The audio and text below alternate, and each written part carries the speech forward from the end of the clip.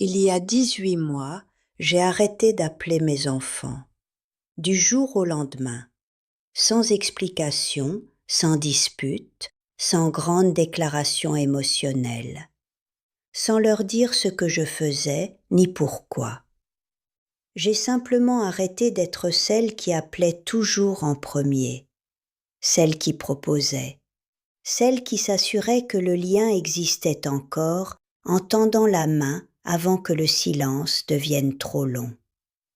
Et ce qui s'est passé dans les semaines qui ont suivi m'a appris plus sur mes enfants et sur moi-même que les 10 années précédentes réunies.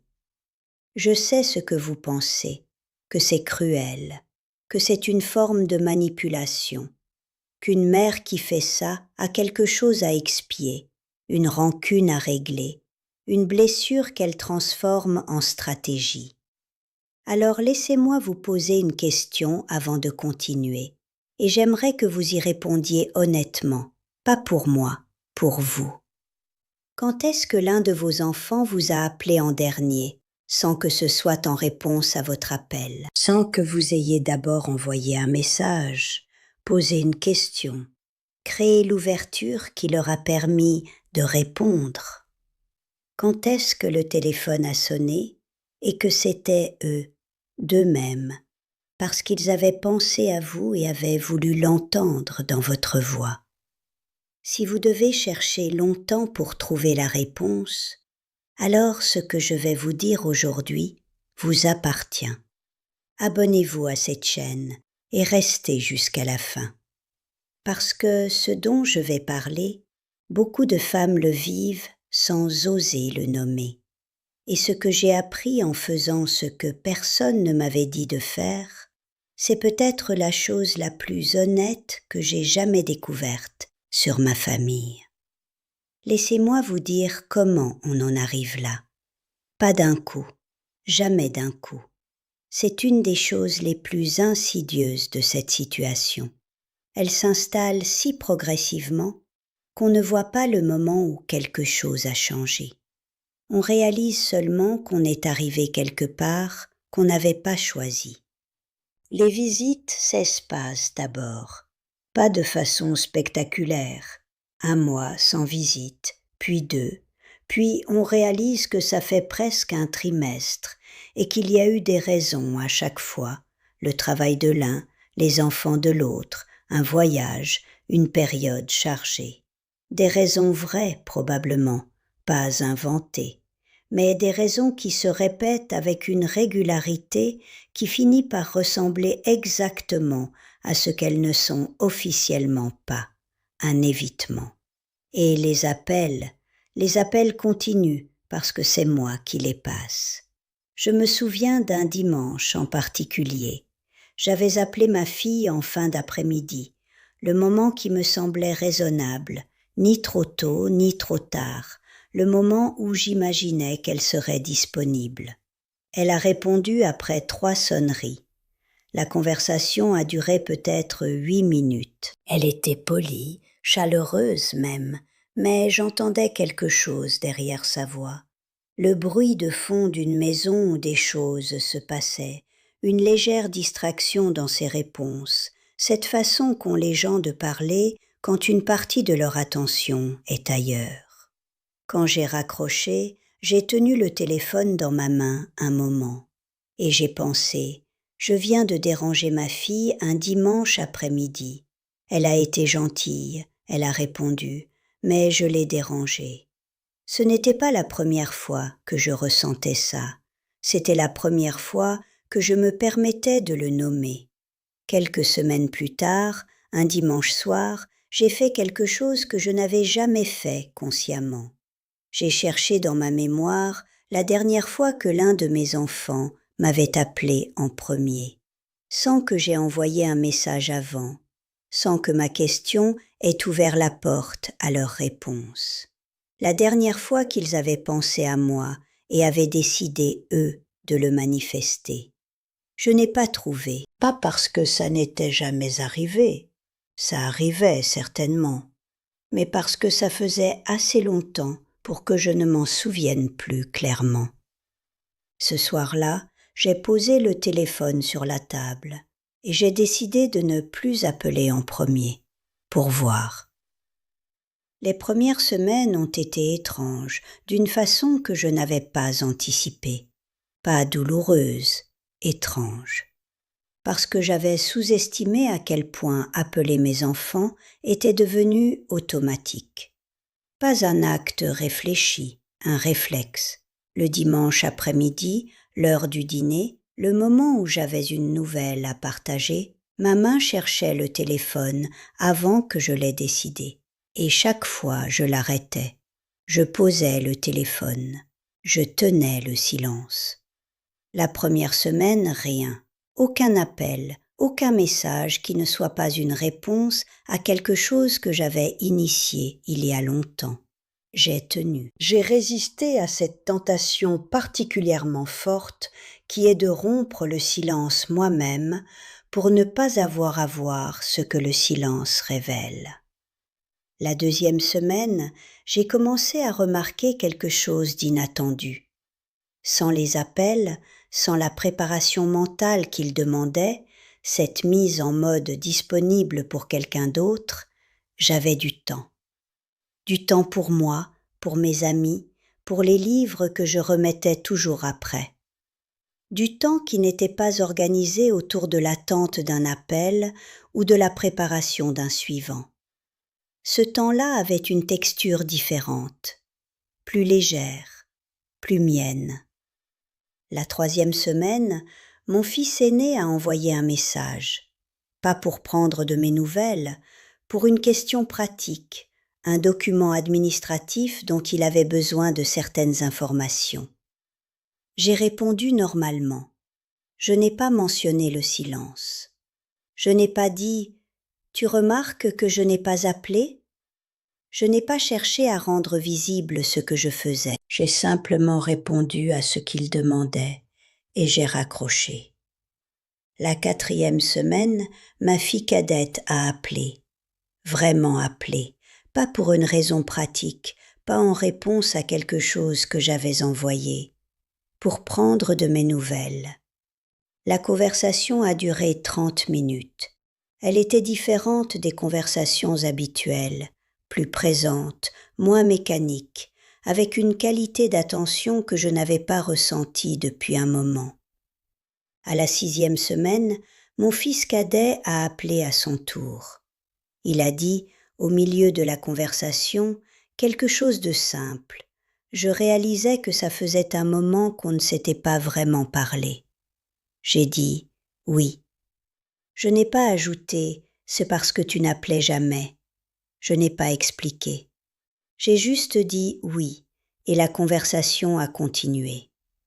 Ce que j'ai compris dans ces semaines-là, et que je n'aurais pas compris si je n'avais pas tenu le silence, c'est quelque chose que j'aurais refusé d'entendre si quelqu'un me l'avait dit de l'extérieur. Je maintenais quelque chose à leur place. Pas par amour uniquement, par habitude, par peur de ce que le silence révélerait. Par cette conviction, jamais tout à fait consciente, mais toujours présente, que si je n'appelais pas, le lien se perdrait, et que si le lien se perdait, ce serait ma faute. Alors j'appelais, chaque semaine, chaque dimanche, chaque moment qui me semblait le bon. Je m'assurais que la connexion existait, et en m'en assurant, je retirais à mes enfants la possibilité de le faire eux-mêmes. Je portais le lien pour tout le monde. Et comme tous les poids qu'on porte pour les autres, celui-là était devenu invisible à force d'être constant. Mes enfants ne m'avaient pas abandonné. Ils avaient simplement appris que je serais là, que l'appel viendrait, que le contact serait maintenu, que leur mère s'occuperait de ne pas laisser le silence s'installer trop longtemps.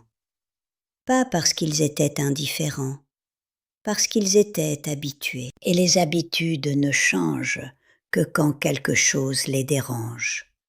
Il y a quelque chose que je veux vous dire avec honnêteté, parce que je serais malhonnête si je vous présentais cette histoire comme un succès simple et propre.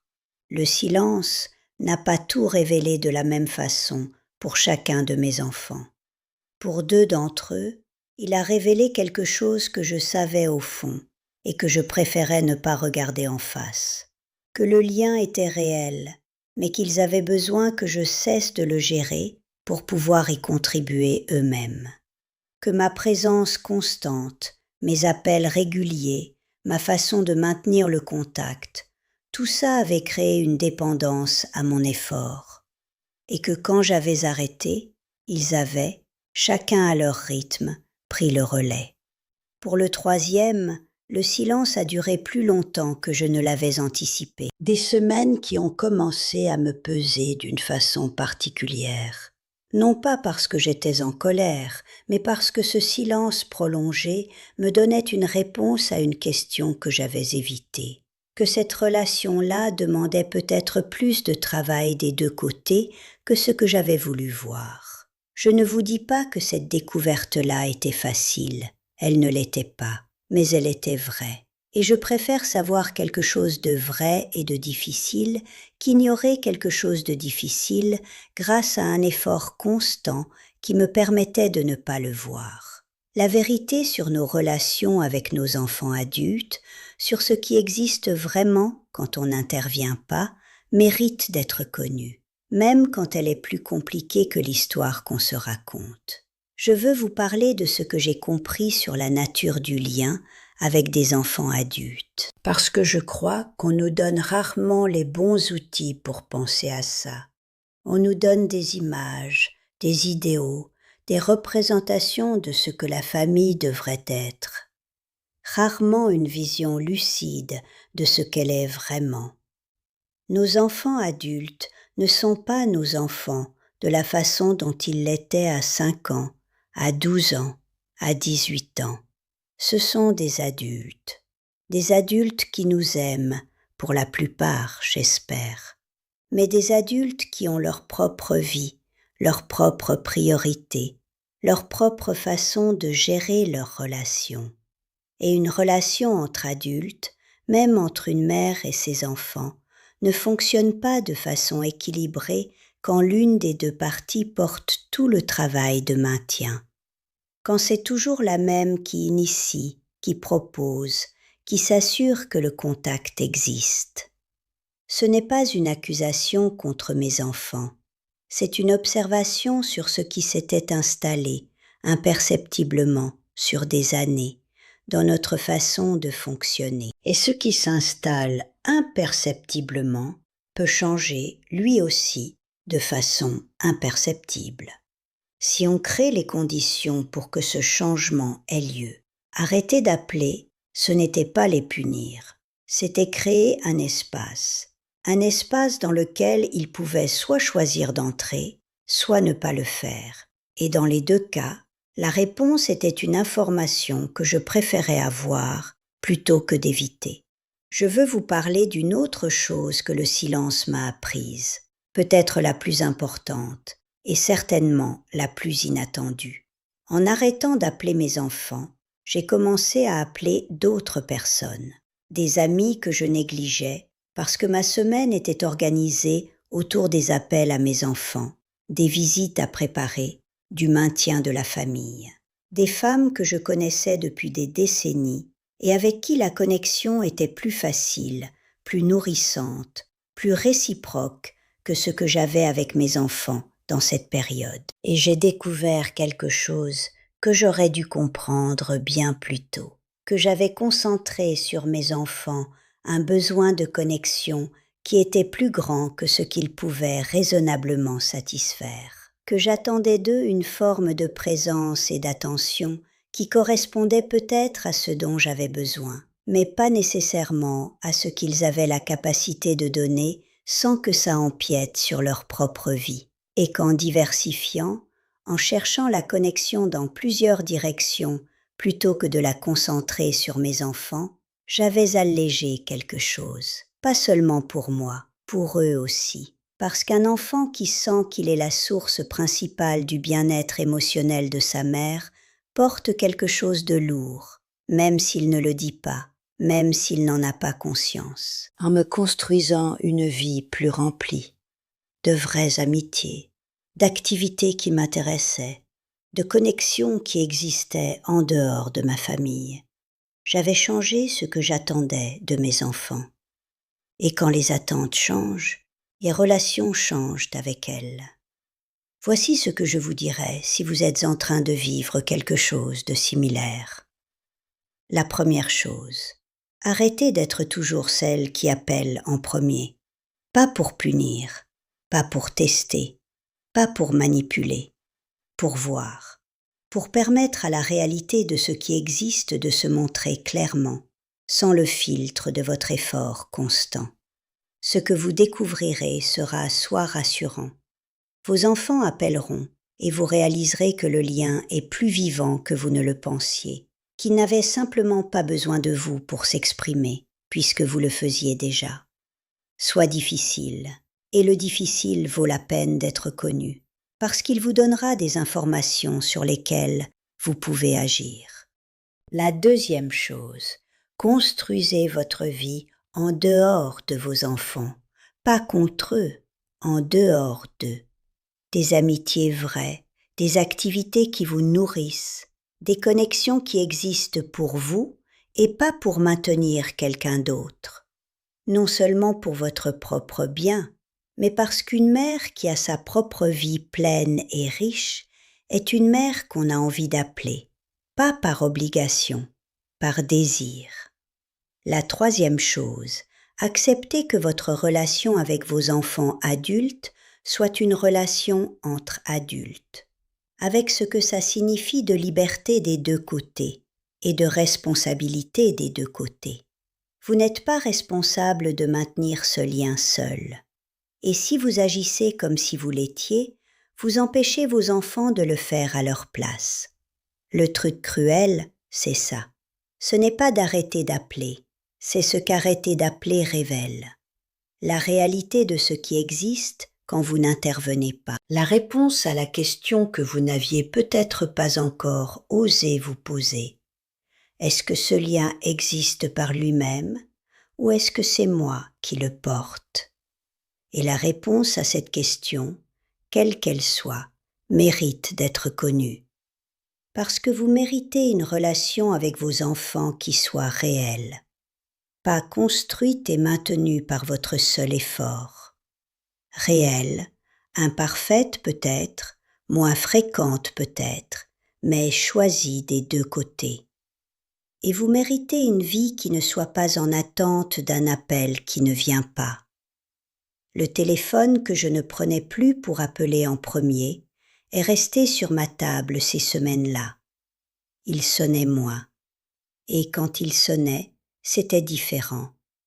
Pas l'écho de mon propre effort revenant vers moi. Quelque chose de plus rare, et pour ça, quelque chose de plus réel. Je ne regrette pas ces 18 mois, pas le silence, pas ce qu'il a révélé, pas même les moments difficiles de ce qu'il a montré que je préférais ne pas voir. Parce que voir clairement, même quand c'est difficile, même quand la réalité est plus compliquée que l'histoire qu'on se racontait, c'est la seule façon de construire quelque chose de vrai. Et à mon âge, avec tout ce que j'ai derrière moi, la seule chose que je veux encore construire, la seule chose qui en vaille la peine, c'est du vrai. Est-ce que vous êtes souvent celle qui appelle en premier? Est-ce que vous avez déjà essayé d'arrêter? Et qu'est-ce qui s'est passé? Est-ce qu'il y a quelqu'un dans votre vie dont vous attendez un appel qui ne vient pas et que vous continuez à appeler quand même parce que l'alternative vous fait trop peur? Dites-le dans les commentaires. Pas pour moi, pour les femmes qui vont lire vos mots et se reconnaître dans ce que vous décrivez. Et si cette vidéo a nommé quelque chose que vous viviez, sans savoir comment le dire, partagez-la avec une femme qui attend peut-être, ce soir, un appel qui ne vient pas. Elle a besoin de savoir qu'elle n'est pas seule. Et peut-être qu'elle a besoin d'entendre ce que j'aurais voulu entendre bien avant de le comprendre toute seule. posez le téléphone. Attendez. Voyez ce qui existe quand vous n'intervenez pas. La réponse vous appartient.